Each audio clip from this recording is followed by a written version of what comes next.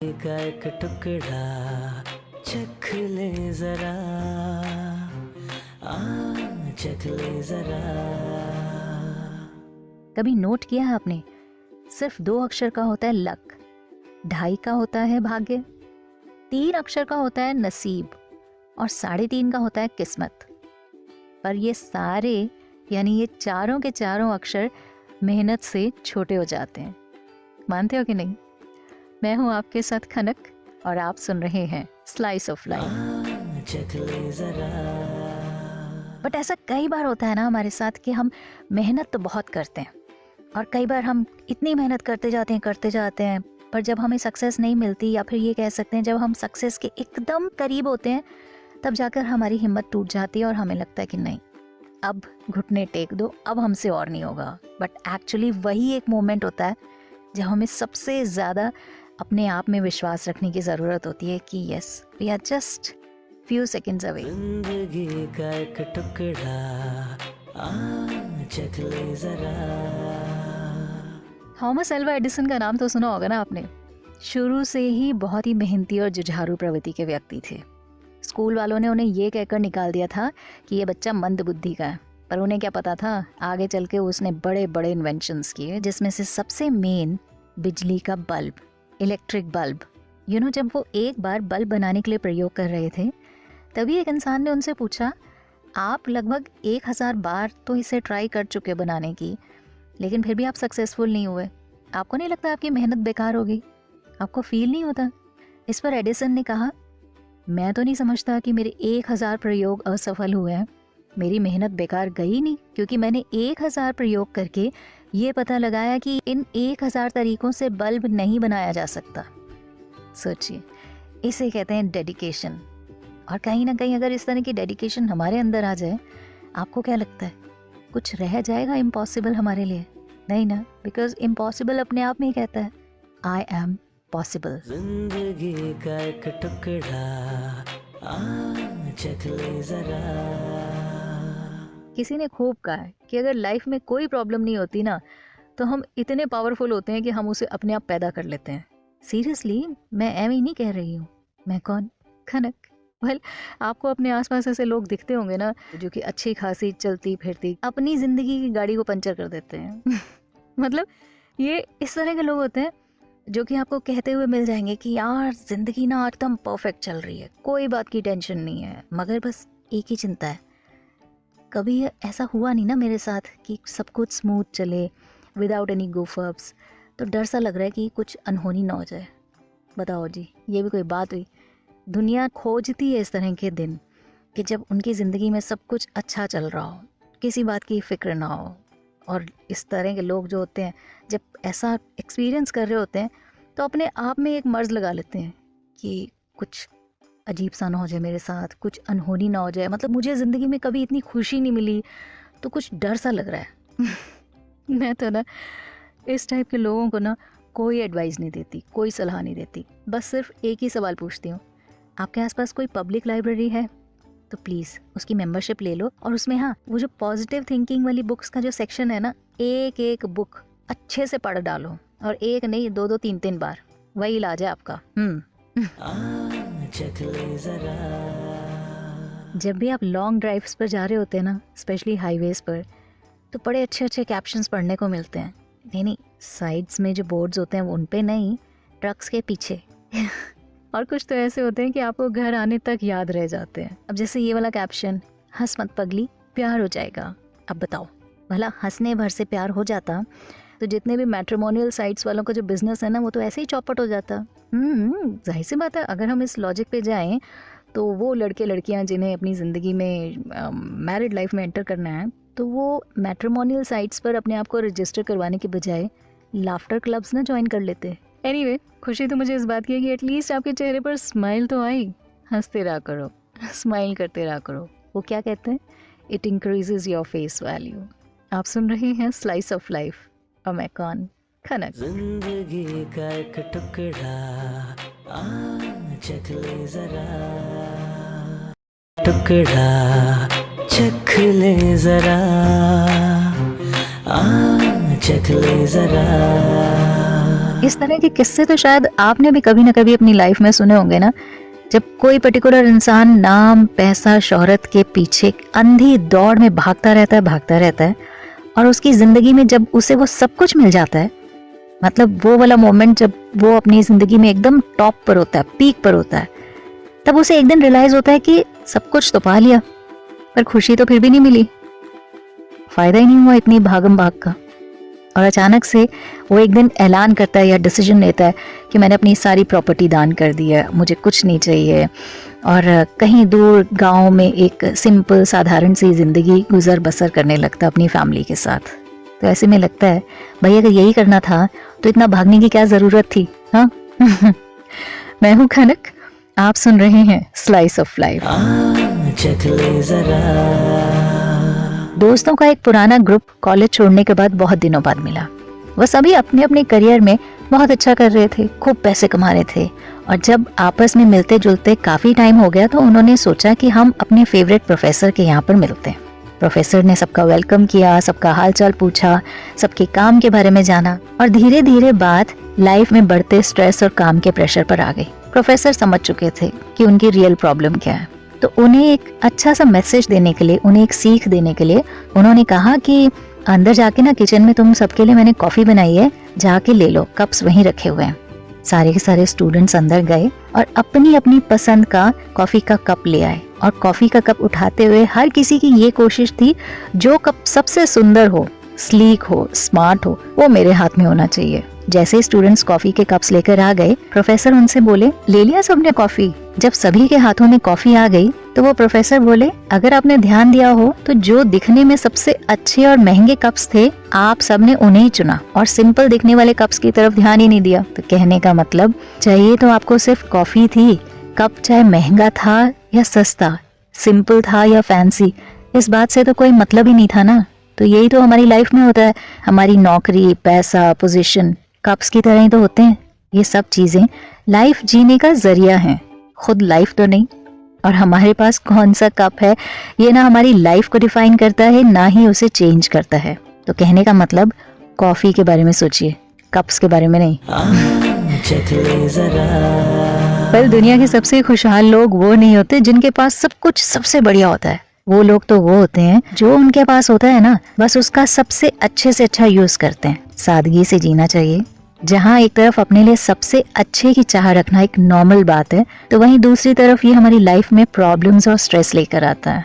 So the moral is, simplicity से जियो, भागो, लेकिन इतना भी नहीं कि अपनी खुशी का ध्यान ही ना दो। सबसे प्यार करो, सबकी केयर करो, यही तो है असली जीना।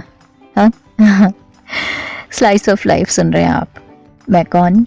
खनक। जिंदगी का एक टुकड़ा चख ले जरा, एक टुकड़ा चख ले जरा,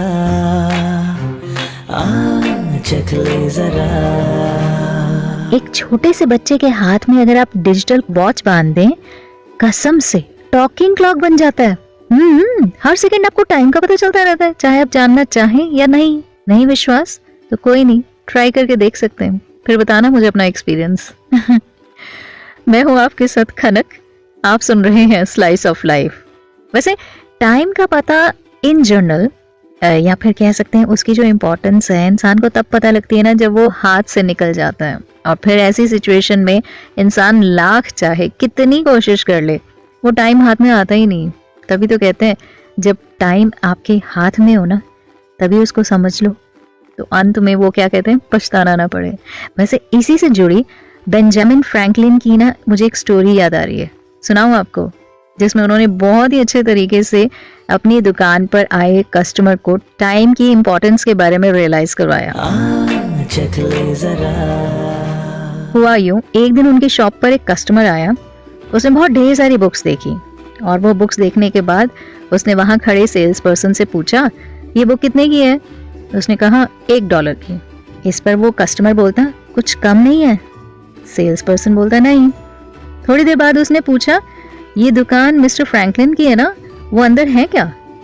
इस पर सेल्स पर्सन ने कहा, हाँ है तो सही, पर वो अभी किसी काम में लगे हुए हैं, आपको कुछ जरूरी काम है? कस्टमर ने कहा, हाँ मैं उनसे मिलना चाहता हूँ।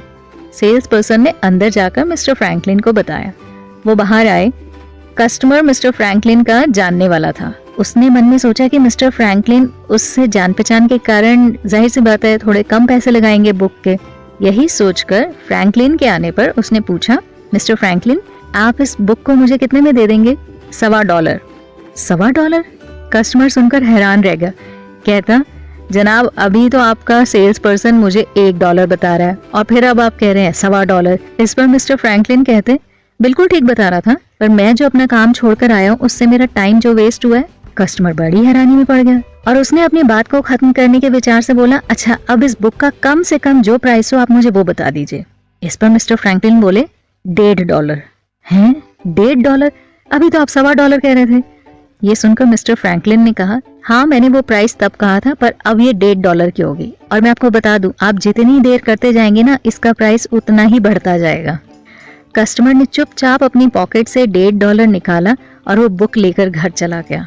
एंड यू नो, वो ना सिर्फ उस दिन वो बुक लेकर गया था, बल्कि जिंदगी का सबसे जरूरी लेसन भी अपने साथ लेकर गया कि टाइम इज मनी, जो कि शायद वो ऐसे कभी ना सीख पाता।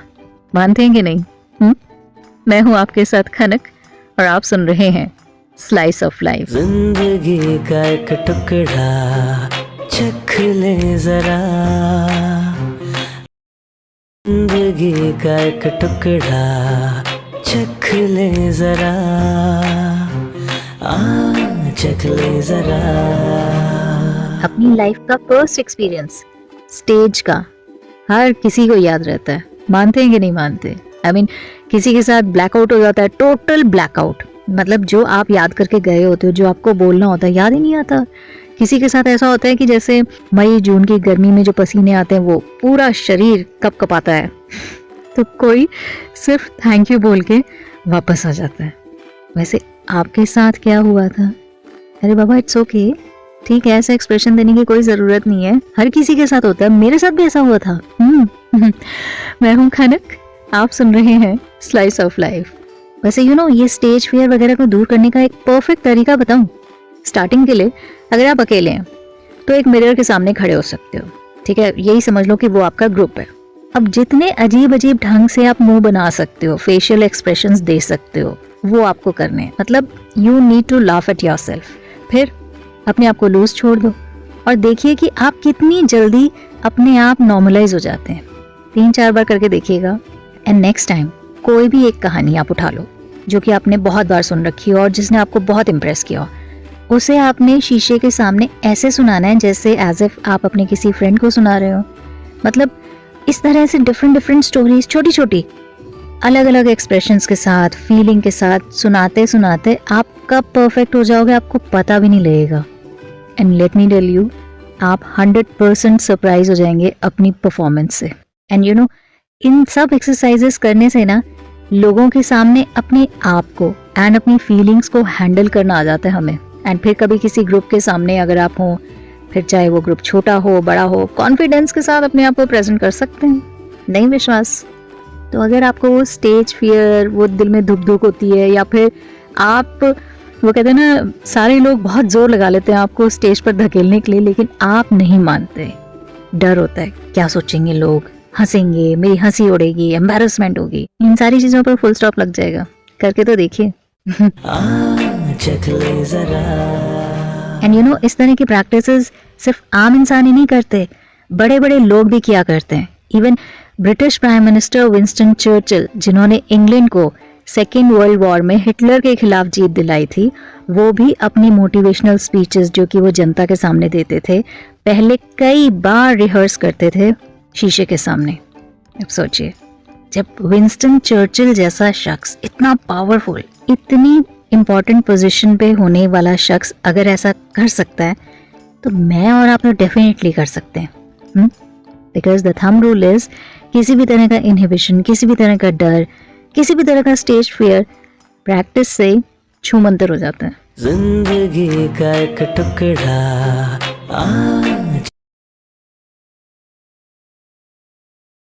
चख ले जरा। ऐसा कहा जाता है कि हमारी मैक्सिमम प्रॉब्लम्स का रीजन है डर। क्या हो गया?